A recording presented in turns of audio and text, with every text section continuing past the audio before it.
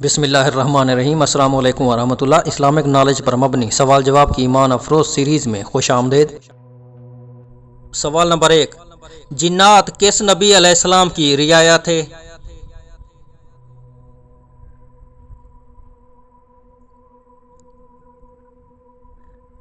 حضرت سلیمان علیہ السلام کی حکومت جنوں پر بھی تھی۔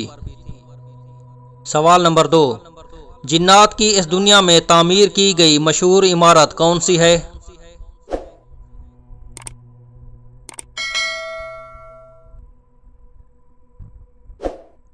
حضرت سلیمان علیہ السلام نے جو عبادت گاہیں ہیکل سلیمانی بنوائی تھیں وہ جنوں نے ہی بنائی تھیں۔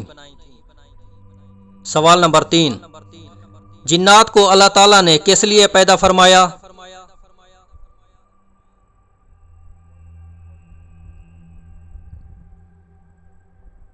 فرمان باری تعالیٰ ہے، اور میں نے جنوں اور انسانوں کو محض اس لیے پیدا کیا ہے کہ وہ صرف میری ہی عبادت کریں۔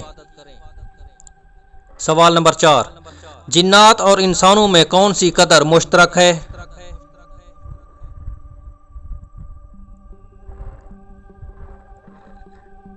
انسانوں اور جنات میں جو قدر مشترک ہے وہ عقل اور قوت فیصلہ اور ادراک ہے۔ خیر و شر کو اختیار کرنے میں ان دونوں کی صفات ایک ہیں۔ سوال نمبر 5، جنات کو جن کیوں کہتے ہیں؟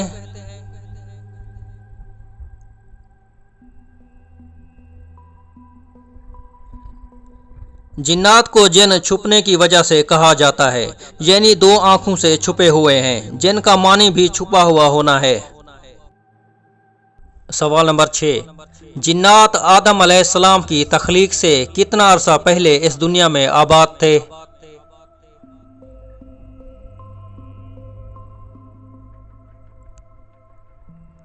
مختلف روایات کے مطابق حضرت آدم علیہ السلام کی تخلیق سے قبل تقریباً 2000 سال قبل جن اس دنیا میں آباد تھے۔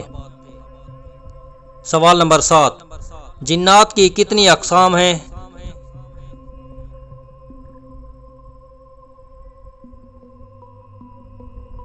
جنات کی 3 اقسام ہیں۔ ایک قسم کے پر ہوتے ہیں اور وہ ہواؤں میں اڑتے پھرتے ہیں۔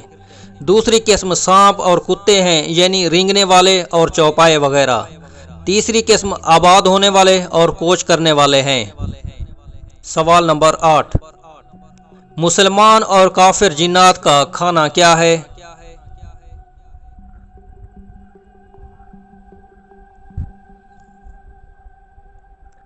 مومن جنوں کا کھانا ہر وہ ہڈی ہے جس پر اللہ تعالیٰ کا نام لیا گیا ہو، اور وہ جس پر اللہ کا نام نہیں لیا گیا وہ کافر جنوں کے لیے ہے۔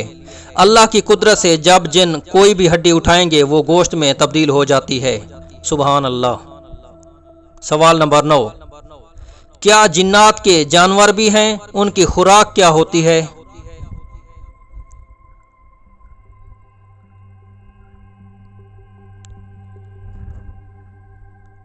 قوم جنات کے جانور بھی ہیں، ان کی خوراک جو ہمارے جانوروں کی مینگنیاں ہیں وہ ہیں۔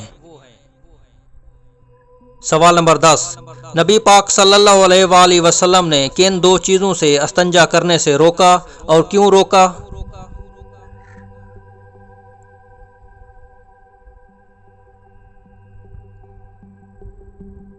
نبی پاک صلی اللہ علیہ وآلہ وسلم نے ہڈی اور مینگنیوں سے استنجا کرنے سے روکا ہے۔ وہ اس لیے کہ نبی پاک صلی اللہ علیہ وآلہ وسلم نے فرمایا ان دونوں سے استنجا نہ کرو، کیونکہ یہ تمہارے بھائیوں یعنی جنوں کا کھانا ہے۔ سوال نمبر 11، کیا قیامت کے دن جنات کا حساب کتاب بھی ہوگا؟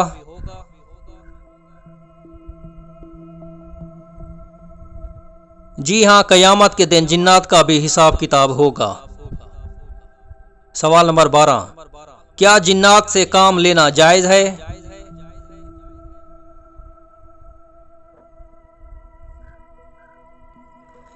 جنات سے جائز کام لیا جا سکتا ہے، شریعت میں ان سے جائز کام کروانے میں کوئی حرج نہیں۔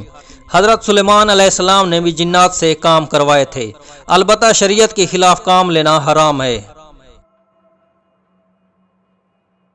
سوال نمبر 13، کیا شیاطین اور جنات میں بھی شادی بیاہ اور اولاد کا سلسلہ ہوتا ہے؟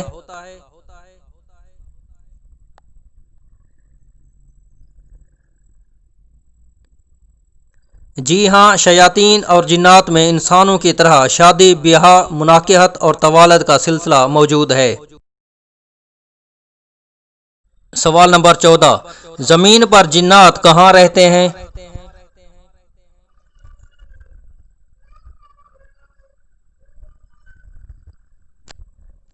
جس زمین پر ہم انسان رہتے ہیں، یہاں زندگی گزار رہے ہیں، اسی پر جن کی کچھ اقسام بھی رہتی ہے۔ ان کی رہائش اکثر ویران اور گندگی والی جگہ ہوتی ہے۔ سوال نمبر 15، جنات اور انسان میں سے کون زیادہ طاقتور ہے؟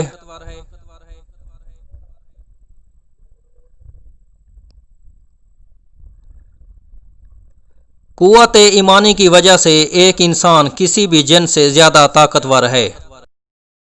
سوال نمبر 16، کس جن کو اللہ تعالیٰ نے سب سے پہلے پیدا فرمایا؟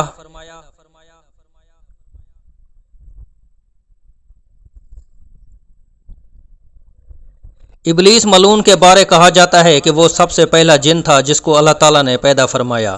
یہ جنوں کا جد امجد ہے۔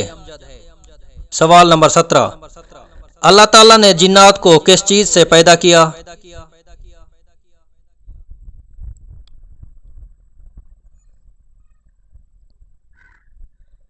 قرآن مجید میں آیا ہے اللہ تعالیٰ نے جنات کو آگ سے پیدا فرمایا۔ سوال نمبر 18، سب سے طاقتور جن کون ہے؟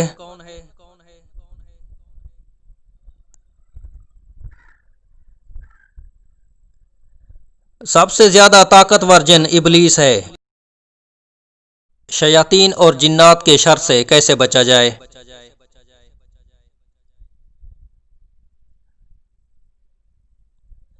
جن ہم کو دیکھتے ہیں اور ہم انہیں نہیں دیکھ سکتے، تو اس لیے نبی پاک صلی اللہ علیہ وآلہ وسلم نے ہمیں ان کی اذیت اور شر سے بچنے کے لیے بہت سے طریقے سکھائے ہیں۔ مثلا شیطان مردود سے اللہ تعالیٰ کی پناہ میں آنا، یعنی اعوذ باللہ من الشیطان الرجیم پڑھنا، اور سورہ فلق اور سورہ ناس پڑھنا۔ قرآن مجید میں جنات اور شیطان کے متعلق آیا ہے، اور دعا کریں اے میرے رب، میں شیطان کے وسوسوں سے تیری پناہ چاہتا ہوں کہ وہ میرے پاس آ جائیں۔ اسی طرح گھر میں داخل ہونے سے، کھانا کھانے سے، پانی پینے سے اور جماع سے پہلے بسم اللہ پڑھنا شیطانوں کو گھر میں رات گزارنے اور کھانے پینے اور جماع میں شرکت سے روک دیتا ہے۔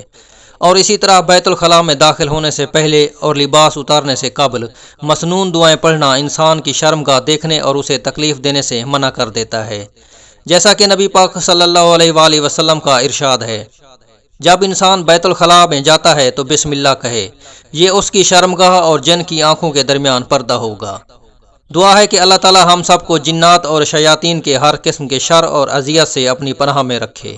آمین ثم آمین۔